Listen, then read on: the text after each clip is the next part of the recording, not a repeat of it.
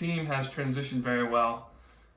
This isn't our first rodeo as far as working remotely. We have a policy already at Designzillas where we can work from home when we need to be heads down and really focused on a project. It also helps that we work within the agile methodology, and with that comes, a lot of flexibility, a lot of self-reliance, and just knowing how to track your own tasks and make sure that you're doing all the necessary steps to achieve not just, high quality work, but also to make sure that you're keeping in touch with the design team, you're keeping in touch with your project manager, your account manager, and anybody associated with the work that you're creating. I think we've done a really good job with that.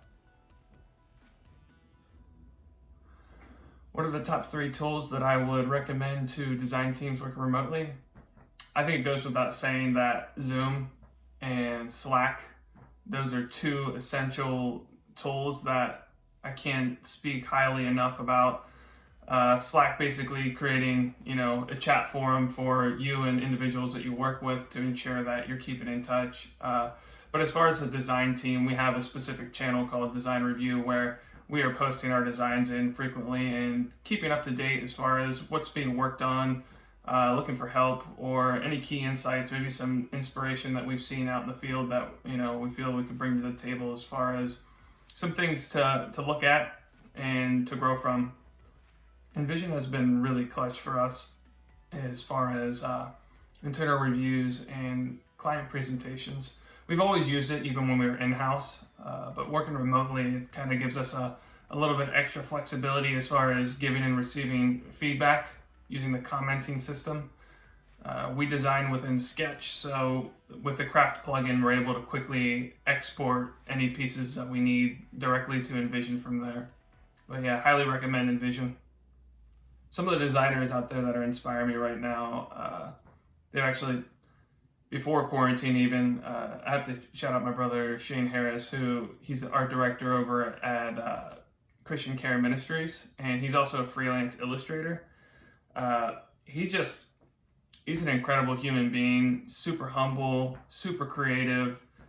We met at a Dribbble meetup a few years back, and ever since we've been in touch.